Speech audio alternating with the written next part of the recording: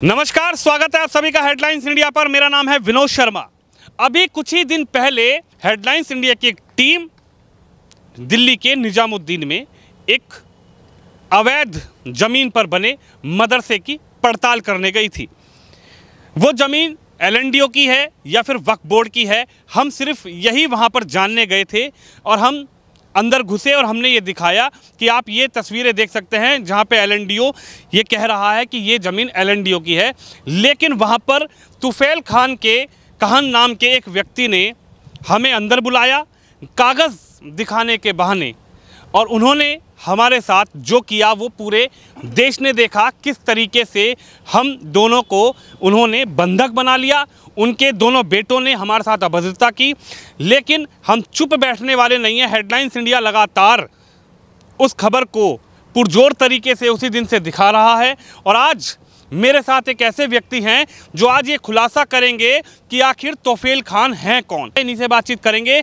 इनका ये दावा है कि तोफेल खान का वहाँ पर कुछ भी नहीं है, और तोफेल खान नाम के जो शख्स हैं वो तो वहाँ पर सिर्फ और सिर्फ अवैध तरीके से उस ज़मीन पर कब्जा करके बैठे हैं। और यदि उनसे सवाल कोई करता है, यदि उनके पास कोई जाता है, तो जो आपके साथ किया वही वो सभी के साथ, यानी कि गुंडागर्दी, मारपीट और बंधक बनाने की साजिश रचते हैं। चलिए बातचीत करते हैं। सर, आपका क्या नाम है और आज आप क्या खुलासा करने वाले हैं, और क्या तथ्य हैं जिस पे आज आप तोफेल खान जो हैं उनका आप खुलासा करने के लिए यहाँ पर आए हैं? मेरा नाम मोहम्मद हामिद है। मैं निज़ामुद्दीन में रहता हूँ, लेकिन फ़िलहाल अभी नोएडा में रह रहा हूँ। और तोफेल नाम का शख्स 2001 में वहाँ पे आया था। उसने पहले टैक्सी चलाता था, एक मामूली सा टैक्सी ड्राइवर था। और अभी इसने देखो सरकारी ज़मीन इसने बेची है, और सरकारी ज़मीन इसने 4.5 लाख रुपए की सरकारी ज़मीन ये बेची है। ये देखो सरकारी ज़मीन बेची है। ये कहानी समझ नहीं आई। ये जो आप कागज़ दिखा रहे हैं, आखिर किस चीज़ के ये कागज़ हैं, कब ये ज़मीन बेची गई, किस तरीके से सरकार की ज़मीन है, ज़रा इसका भी खुलासा आप कीजिए। ये दिल्ली वक्फ बोर्ड की ज़मीन है जी, और ये 23/11/2014 को बेची गई है।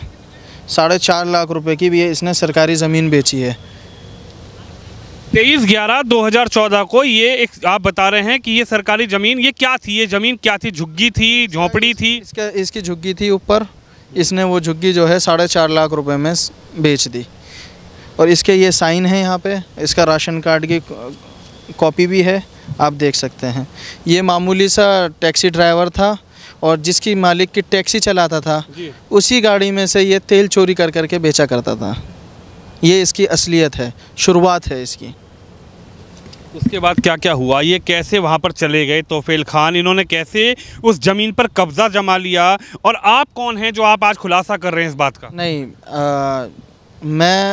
मेरे वालिद, हम मदीना मस्जिद के फ़ाउंडर हैं। 1996 में हम लगे थे। 1997 में वक्फ बोर्ड ने इजाज़त दी मस्जिद को रिपेयर करने की, तो मस्जिद को रिपेयर किया हमने। और 2001 में दिल्ली वक्फ बोर्ड ने बाकायदा हमारे वालिद को एज़ इमाम, एज़ केयर टेकर और मदरसा चलाने की अनुमति दे दी थी 2001 में। फिर बीच में 2004 के आसपास मोहम्मद तोफेल खान ने एक लेडीज़ को 70,000 रुपये और एक झुग्गी का लालच दे के झूठा मुकदमा लगवा दिया मेरे फादर पे। और जब वो उनको अपनी बेगुनाही साबित करने में तकरीबन 17 महीने लगे, फिर वो बाइज़्ज़त बरी हो गए। ये 70,000 एक झुग्गी की बातें मैं ऐसे ही नहीं बोल रहा, ये हाई कोर्ट के जजमेंट में मेंशन है। आपके पास वो जजमेंट है क्या? हाँ, वो जजमेंट है, मैं अभी कॉपी मंगवाता हूँ। अच्छा, कॉपी मंगवा लीजिए। आपका कहना ये है कि ये जो तोफेल खान नाम के व्यक्ति हैं, इन्होंने आपके वालिद, आपके अब्बा यानी कि आपके पिताजी को एक महिला के केस में 17 महीने तक जेल में बंद रखवाया? हाँ, 17 महीने तक बेगुनाह हम, और 17 महीने बाद वो बाइज़्ज़त बरी हुए। तो बाइज़्ज़त बरी हुए तो क्या कोर्ट ने इनको नहीं कहा, कुछ इनको फटकार नहीं लगाई तोफेल को कि भाई तुमने ये मुकदमा दर्ज करवा दिया था? तोफेल को फटकार क्यों लगाते? तोफेल ने तो एक लेडीज़ को आगे कर दिया था ना, खुद साइड हो जाता है वो। वकील का ख़र्चा सब कुछ मतलब तोफेल कर रहा है, लेकिन सामने कागज़ों में तो मोहम्मद तोफेल नहीं है। तो फिर बाइज्जत कैसे बरी हुई? वो महिला आई क्या सामने? उसने कुछ बताया क्या? उसने कुछ लिखा? महिला सामने आई और महिला की कोई कैमरा प्रोसीडिंग्स थी, उससे पूछा गया कि भाई तुमने ऐसा क्यों करा। कि फिर तब वो खुलासा हुआ कि मुझे 70,000 रुपये दिए गए थे। फिर वो जज के सामने वो कैमरा प्रोसीडिंग्स दिखाई गई। फिर उस महिला से पूछा गया कि ये आपकी रिकॉर्डिंग है? फिर उसने कहा जी हाँ, ये मेरी रिकॉर्डिंग है। यानी आप आज बहुत बड़ा खुलासा कर रहे हैं हेडलाइंस इंडिया चैनल पर, आप आज बहुत बड़ा खुलासा कर रहे हैं उस व्यक्ति के लिए जिसने हेडलाइंस इंडिया की टीम को बंधक बना के रखा और लगातार वो हेडलाइंस इंडिया की टीम को प्रताड़ित करता रहा। अगर वहां पर हमारा कैमरे में रिकॉर्ड नहीं होता तो हमारे संग क्या हो सकता था? किस किस्म के व्यक्ति हैं तौफील? मैं तो ऊपर वाले का शुक्रिया अदा करता हूं कि आप जैसे सज्जन आदमी वहां से ज़िंदा बच के निकल गए। ज़िंदा तो बच के निकल गए, मैं ये सोच रहा हूं आप बिल्कुल ठीक सलामत कैसे निकल गए। वो ऐसा कई बार कर चुका है और हमेशा यही करता है वो, और आपको मारेगा, आपको पीटा होगा, फिर आपके ऊपर लेडीज़ों का आरोप लगाया होगा उसने।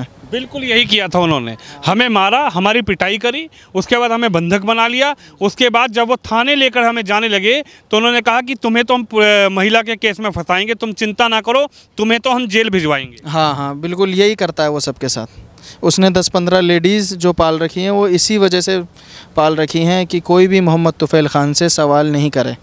अगर कोई भी हक बात सवाल करेगा तो उन लेडीज़ों को आगे कर देगा कि भाई ये हमें छेड़ रहा था, ये हमें गंदी नज़रों से देख रहा था, इसने मुझे वहाँ छुआ, अटेम्प्ट टू रेप, दुनिया भर के केस लगवा देता है। फिर ऐसे आदमी फिर पीछे हट जाता है। क्या लगता है जिस तरीके से वो मदरसा बनाया हुआ है, उस मदरसे की बात चल रही है, वहाँ पर मस्जिद भी है, क्या लगता है कि जो वो मदरसा बना हुआ है, जिस मदरसे को वो कह रहे हैं कि वो चला रहे हैं, क्या वो वैध मदरसा है या वो अवैध मदरसा है? आज इसका भी आप खुलासा कीजिए। वो मदरसा तो वैध है, लेकिन वो गैर कानूनी तरीके से बैठा हुआ है।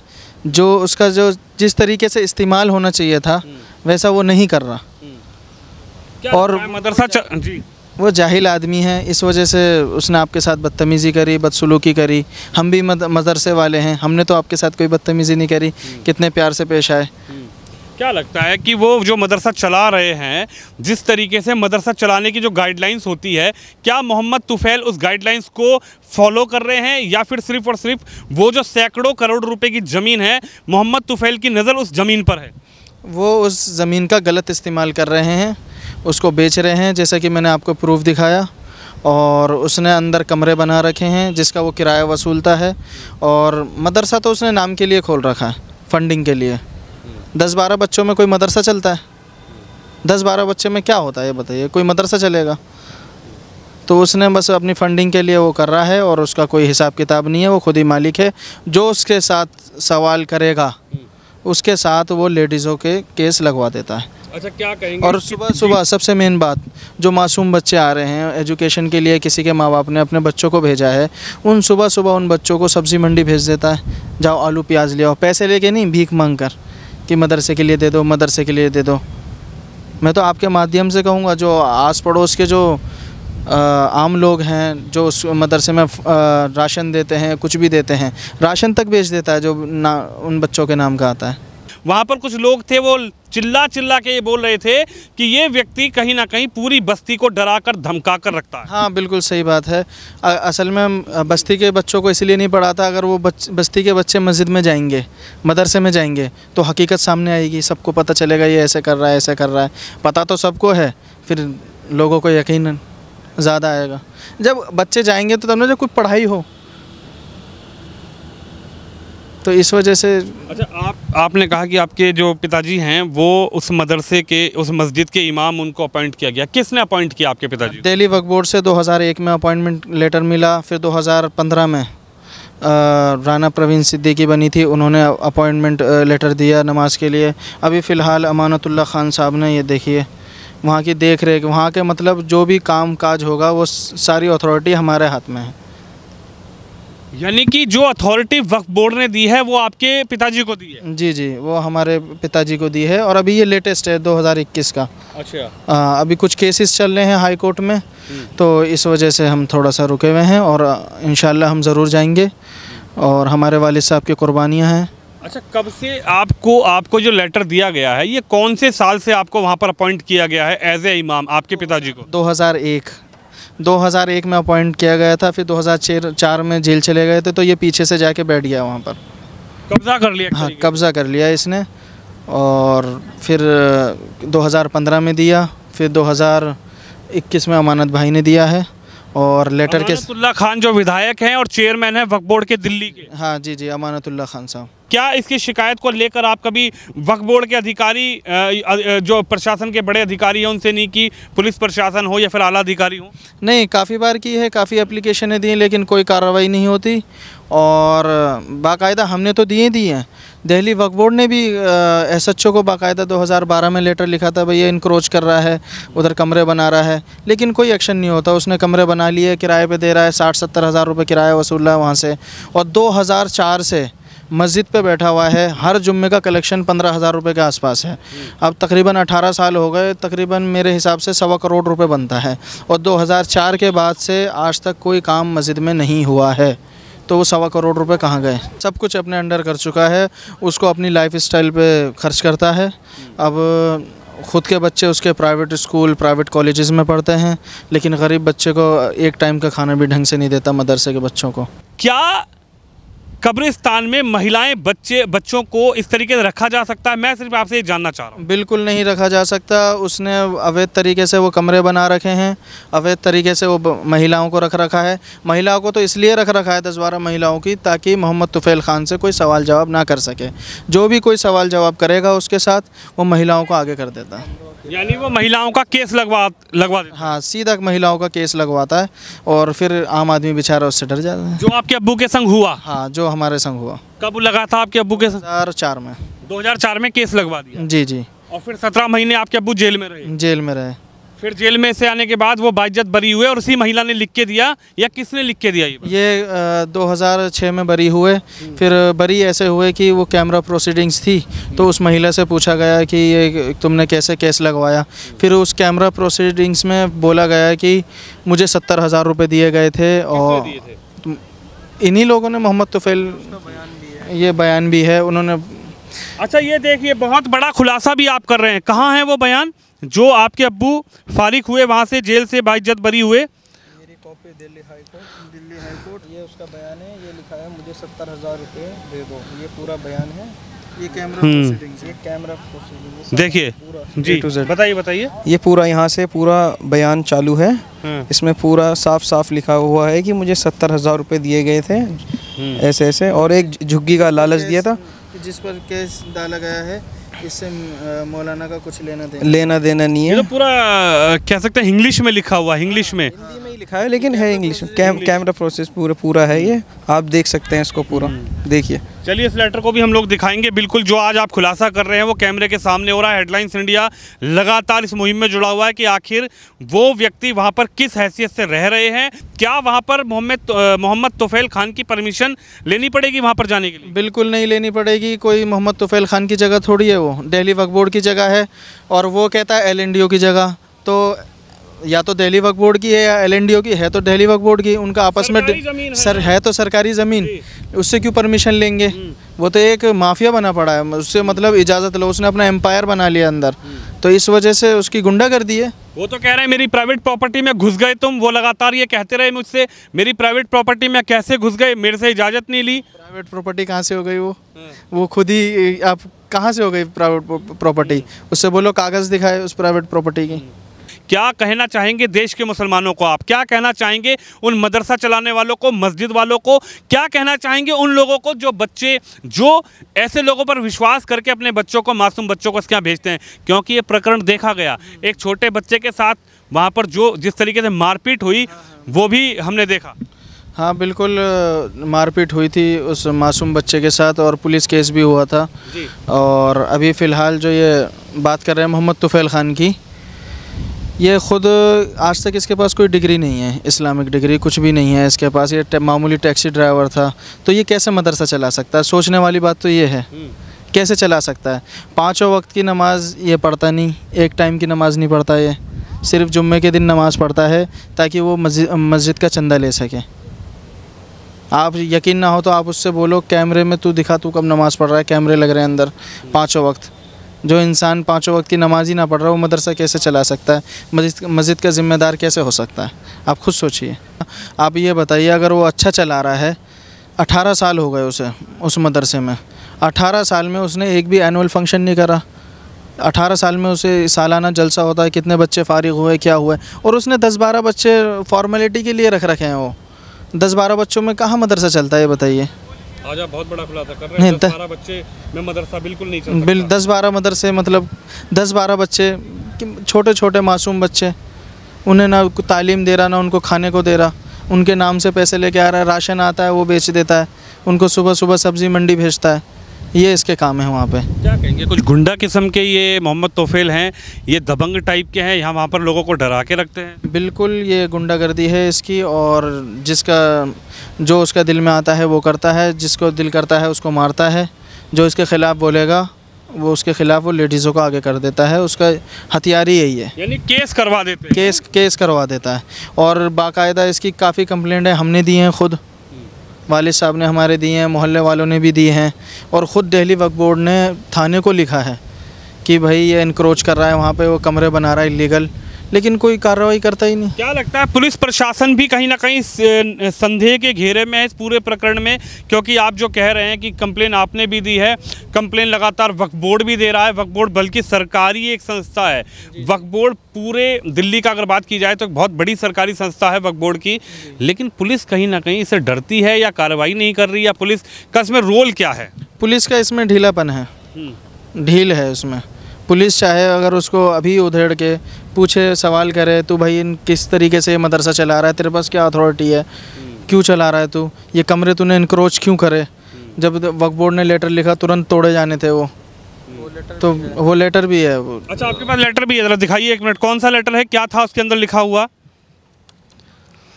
देखिए, हेडलाइंस इंडिया पर आज एक बहुत बड़ा खुलासा उस मदरसे का हो रहा है जिस मदरसे पर हम कवरेज करने गए थे। हम सिर्फ ये जानने गए थे कि सच्चाई क्या है, और ये आज खुलकर ये सामने आ रहा है कि आखिर कौन उसका मालिक है, कौन वहाँ पर इमाम है, और किस तरीके से तुफैल खान वहाँ पर जो कह सकते हैं कि बैठे हुए हैं, और लगातार जिस तरीके से वहाँ पे इमाम हैं उनको भी उन्होंने फर्जी मुकदमा लगवाकर 17 महीने की जेल कटवा दी, हालांकि वो बाइज्जत बरी हो गए। इस लेटर में क्या लिखा था भैया? इसमें ये लेटर लिखा हुआ था, ये दिल्ली वक्फ बोर्ड से लेटर था। दिल्ली वक्फ बोर्ड ने SHO को लिखा था कि मोहम्मद तोफेल नाम का शख्स वहाँ पे इलीगल इनक्रोच कर रहा है, उसको रोका जाए और उसके ख़िलाफ़ कानूनी कार्रवाई की जाए।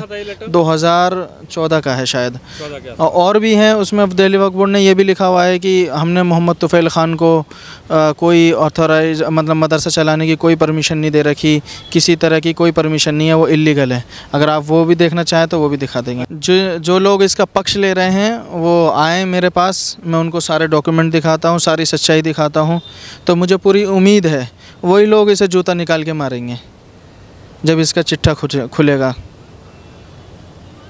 तो आखिरी सवाल आपसे ये है, अब आपके वालिद को आप बता रहे हैं कि वो बाइज्जत बरी भी हो गए थे, उनको जो लेटर है वो लेटर किसने दिया? अभी 2021 में जो लेटर दिया गया है, किसने वो लेटर दिया आपके पिताजी को? ये अमानतुल्लाह खान साहब ने दिया है लेटर, और मस्जिद की रेख देख के लिए और इमामत के लिए, और अब इसके लिए हम हाई कोर्ट से रुजू करेंगे, और जो भी होगा हाई कोर्ट के ज़रिए आएंगे, क्योंकि हम डायरेक्ट जाएंगे तो वो लेडीज़ों को आगे कर देता है, तो इसलिए हम कोर्ट के थ्रू आएंगे। कोर्ट के थ्रू आएंगे। देखिए 16/8/2021 को ये लेटर दिया गया है। अमानतुल्लाह खान जो कि चेयरमैन हैं वक्फ बोर्ड के, लगभग कितना किराया वो वहाँ से वसूलते होंगे तोफेल खान? तकरीबन 60-70 हज़ार रुपये वो किराया वसूल रहा है। गाड़ी खड़ी करने की पार्किंग जो अंदर बना रखी है, आपने देखी होंगी, 2-4 गाड़ियाँ खड़ी थी, उनसे भी वो पैसा लेता है।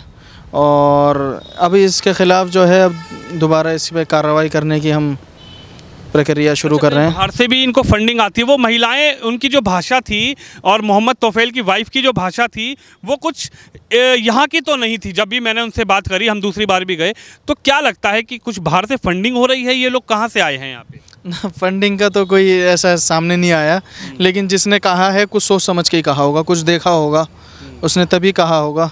लेकिन भाषा, आप सही कह रहे हैं, भाषा थोड़ी अलग लगती है, लेकिन अगर जांच होगी तो सब सामने आ जाएगा। क्या लगता है कि जांच होनी चाहिए, इनके पूरे जो फंडिंग इनको मिली, जितने सालों से वहाँ पर रह रहे हैं, जो बड़ी एजेंसियाँ हैं, जो गृह मंत्रालय है वो इनकी जांच करवाए, इनको लगातार जो भी प्रकरण वहाँ पर हुआ अब तक इनकी जांच हो।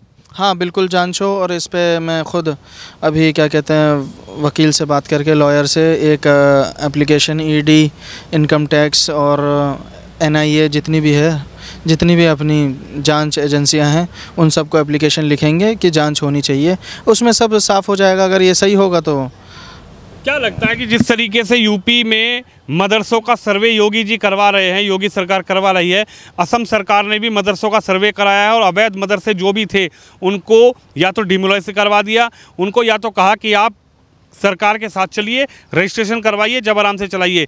ऐसे मदरसे पर भी यूपी में जिस तरीके से कार्य हो रहा है इसी तरीके से काम होना चाहिए। क्या इसी तरीके से कार्रवाई भी होनी चाहिए? देखो ये इधर कार्रवाई तो अच्छी हो रही है, हर चीज़ को अगर आप नेगेटिव लोगे तो पसंद नहीं आएगी, आप पॉजिटिव वे में लोगे तो ये बहुत अच्छा हो रहा है। तो हर चीज़ को पॉजिटिव वे में लेना चाहिए। लोग जब भी तो सामने निकलते हैं, मोहम्मद तोफेल खान जैसे लोग 15 बच्चे 12 बच्चे वहाँ पढ़ा रहे हैं, सैकड़ों गज जो ज़मीन है, हज़ारों गज ज़मीन वहाँ हथियाई हुई है। अब सर्वे होगा तो ऐसे लोग निकल के आएंगे, तो इस वजह से हमें सर्वे का साथ देना चाहिए, लेकिन बगैर भेदभाव के होना चाहिए सर्वे। ये सोच के ना होना चाहिए कि भाई ये तो गलत ही है, ज़रूरी थोड़ी है वो सही भी तो हो सकता है। बिल्कुल।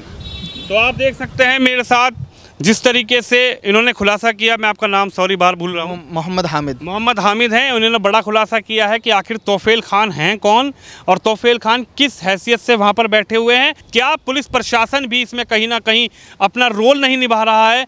क्या सख्ती से ऐसे लोगों पर कार्रवाई होनी चाहिए, और जब कार्रवाई होगी तो ऐसे लोगों का दूध का दूध और पानी का पानी देश के सामने आएगा। हेडलाइंस इंडिया के लिए विनोद शर्मा, नोएडा से।